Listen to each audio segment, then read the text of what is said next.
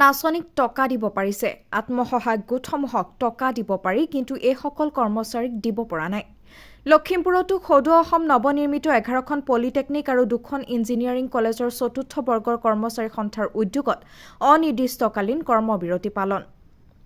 উল্লেখযোগ্য যে 21 মাহৰ দৰমহা আদায় দিবলৈ দাবী জনোৱাৰ লগতে মাহিলী দৰমহাসমূহ নিয়মীয়াকৰণ আৰু বৃদ্ধি কৰিবলৈ দাবী জনায় আটাইকেইখন কলেজৰ চতুৰ্থ বৰ্গৰ কৰ্মচাৰীসকলৰ পদসমূহৰ স্থায়ীকৰণ কৰিবলৈও এই কৰ্মবিৰতিৰ জৰিয়তে দাবী উত্থাপন কৰিলে সকলো প্ৰতিবাদী কৰ্মচাৰীসকলে দিনে নিশা নিজৰ কৰ্তব্য কৰি যোৱা এওঁলোকক মাহৰ পিছত মাহ ধৰি দৰমহা দিব নোৱাৰাটো সঁচাকৈ দুৰ্ভাগ্যজনক বুলি অভিযোগ কৰা এইসকল কৰ্মচাৰীয়ে মুখ্যমন্ত্ৰী ডক্টৰ হিমন্ত বিশ্ব শৰ্মালৈ কাটৰ আহ্বান জনাইছে নিউজ এক্স ৰিপৰ্ট ৰেজবাৰ্তা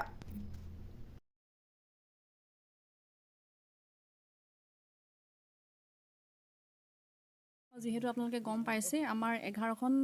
পলিটেকনিক আৰু 2খন ইঞ্জিনিয়াৰিং আমি টোটেল গোটেইখিনিয়ে লৈ আমি কৰ্মৰত হৈ আছোঁ আজি 7 বছৰে ধৰি আমি দৰমহাখিনিৰ পৰা বঞ্চিত নহয় জানো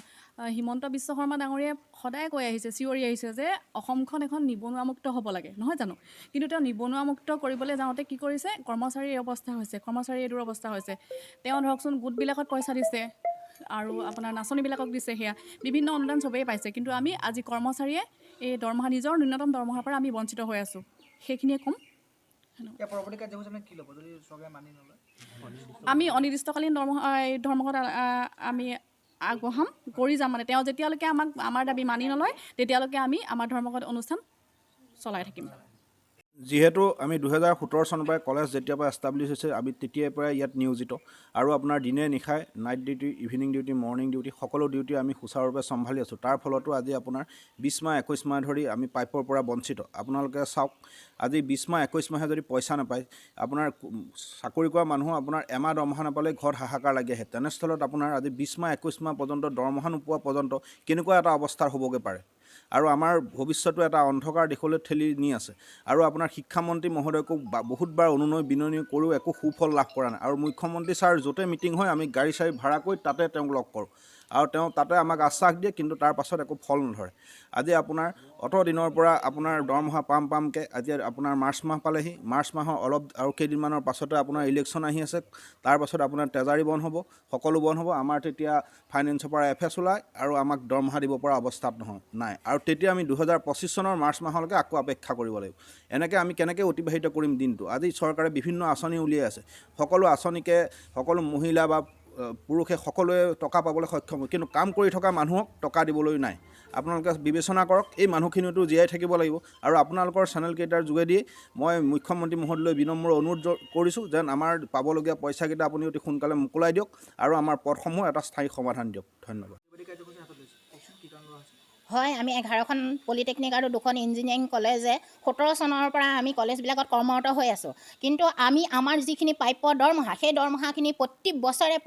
যেতিয়া আমি দৰমহা পাবলগীয়া হয় তেতিয়া আমাক দৰমহা নিদিয়ে আৰু আমি প্ৰতি বছৰে এনেকৈ ষ্ট্ৰাইক কৰিবলগীয়া হৈ যায় আৰু আমাৰ যিখিনি দৰমহা সেই দৰমহাখিনি তেনে ন্যূনতম হৈ আছে সেই দৰমহাখিনি সেই একেবাৰে ন্যূনতম দৰমহাখিনিও আমাক দিবলৈ চৰকাৰ অপাৰগ হৈ আছে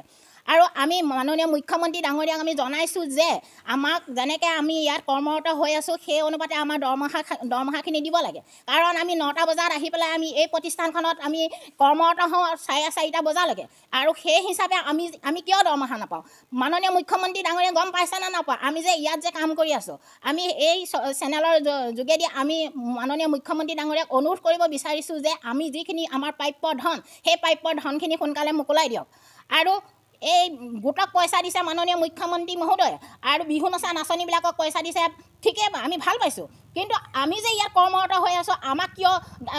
ঢুকি পোৱা নাই আমাৰ মানুহখিনিক যে দৰমহা দিব লাগে আমি 347জন মানুহে ইয়াত কৰ্মৰত হৈ আছোঁ যদি তাৰে দুজনে টকা পইচাৰ অভাৱত যদি চুইচাইড কৰে তেতিয়াহে গম পাব নেকি মুখ্যমন্ত্ৰী মহোদয়ে আমাৰ কেনেকুৱা অৱস্থা হৈছে এখন ঘৰ চলাবলৈ মানুহৰ কিমানখিনি পইচা লাগে এই প্ৰতিষ্ঠানটোৰ কাৰণে ঘৰে আমাৰ ইয়াত 21জন মানুহৰ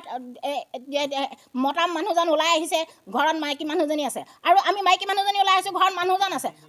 আমি ইনকাম কৰিম কোনটো ৰাস্তাত? আমি য'ত ইনকাম কৰি আছোঁ যদি সেই ইনকামৰ পইচাকেইটাও যদি আমি নাপাওঁ, আমি ক'ত ইনকাম কৰিবলৈ যাম? মাননীয় মুখ্যমন্ত্ৰী মহোদয় আৰু শিক্ষামন্ত্ৰী মহোদয়ক আমি কাটৰে অনুৰোধ কৰিছোঁ, আমাৰ যিখিনি প্ৰাপ্য ধন সেই প্ৰাপ্য ধনখিনি মোকলাই দিয়ক। আমাৰ চাকৰিটো চৰকাৰী কৰাৰ ব্যৱস্থা কৰক আৰু আমাৰ চাকৰিটোৰ প্ৰতি গুৰুত্ব দিয়ক মাননীয় মুখ্যমন্ত্ৰী মহোদয়। আকৌ আপোনাক অনুকিয়াই দিছোঁ, আপুনি আমাৰ কাৰণে চিন্তা কৰক। আমি কেনেকৈ পৰিয়াল চলাম? আমাৰ ল'ৰা ছোৱালী